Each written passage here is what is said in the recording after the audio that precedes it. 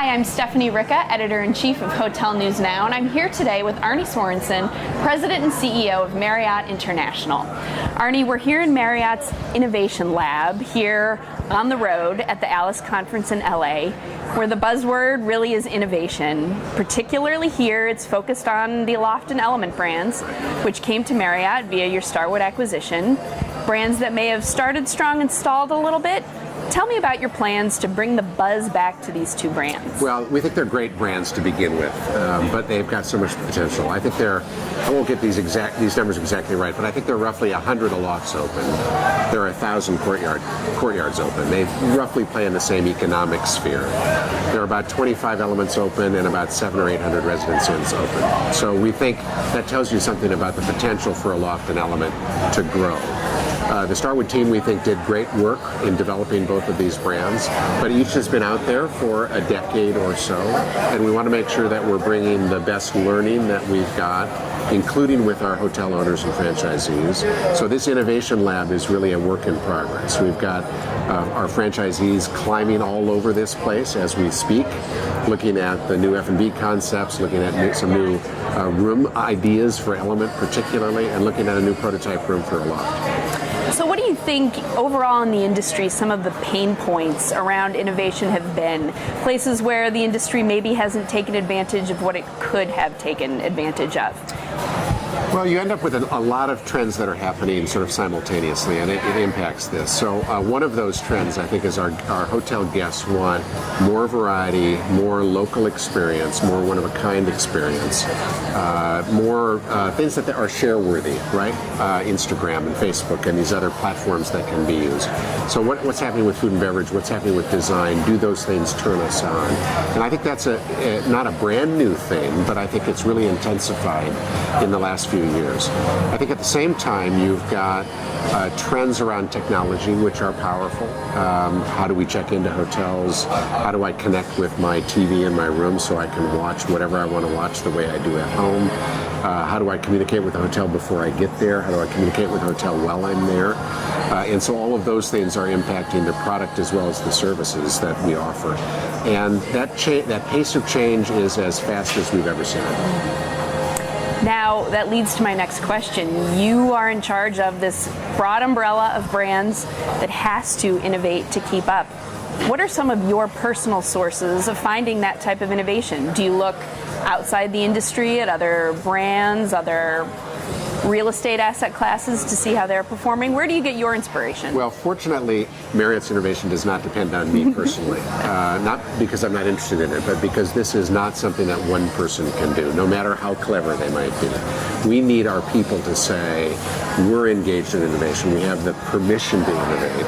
And so the first thing we did is basically say to the team around the world, we expect to innovate, and you've got license to innovate, and you've got license to fail. You can make a mistake. Because if people feel like they don't have license to make mistakes, they won't take any risk at all. Now, when I'm out there, really what I'm doing is listening. And I might be listening with my eyes, I might be listening with my ears, but it's watching what our competitors are doing, it's watching what associates in our hotels are doing. We have 6,000 hotels, so in a sense we've got living examples, test cases all around the world in 30 different brands, hotels that range in age from being 30 years old to brand new, with all sorts of designers that are working with us, with thousands of different restaurant examples and food and beverage examples. And so even within our little world, we can say what are the things that are really working. And then of course we look at things outside the lodging business. What's happening in modern culture, what's happening in the restaurant space, what's happening in technology and the way people are using technology. There are so many places that we can actually listen and learn. It's not a challenge to find the ideas. It's actually a challenge to say, okay, which are the ideas we want to push first? That's a great point. Now, let's step back and close with a couple questions about growth. You know, we learned this morning Marriott is obviously the largest it's ever been, the largest global hotel company. For the first time, the company's pipeline, 50% of it, I believe, is outside North America. This growth is coming at a time where there's a lot going on around the world, economic changes, legislative changes. What are some obstacles, but also opportunities for a growing global company such as Marriott in this environment that we operate in globally? Well, the opportunities are the easiest. Opportunities are really driven by the growth of the global middle class. We have hundreds of millions of people who for the first time have the resources to see the world. And they want to see the places they've read about or seen in movies. That means Europe, it means the United States. Think about the great cities in Europe. Think about New York, San Francisco, and so many of the parks in the U.S. People really want to go out and experience that. I think a second trend we've got going on is global as well, but people want experiences more than they want stuff. More and more. And I think back to when I was first entering the travel world as an adult many decades ago. And the way we approach life was, well, okay, we need a house, we need a car, we need to build the life that we sort of saw as where we should move to. And those things are still important, I think, for younger travelers today, but I think they, and I think even folks in my generation say, you know what, maybe more important is I get that experience I can remember forever.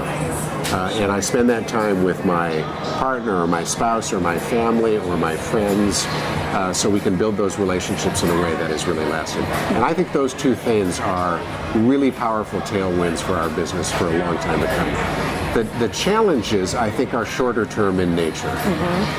They are around security issues. They're around terrorism. They're around travel policy from country to country. And those can be a profound impact maybe in the short term.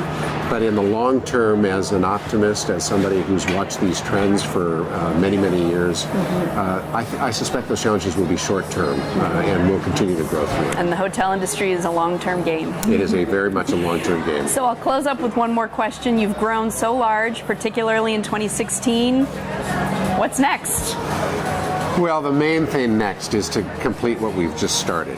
By closing on the acquisition of Starwood, we have not proven that we can do the things that we want to do. All we've done is close a transaction, and it's a big transaction. What we got to do now is basically for our associates, for our hotel guests, and for our hotel owners, show that this transaction is good for them too. And by doing that, we'll be able to, of course, drive the results we think we can drive, but we will be able to look back on it, and I think the industry can look back on it and say, that was a great deal. That's a great note to close on. Thank you, Arne. Thanks very much. Great speaking Nice with to meet you.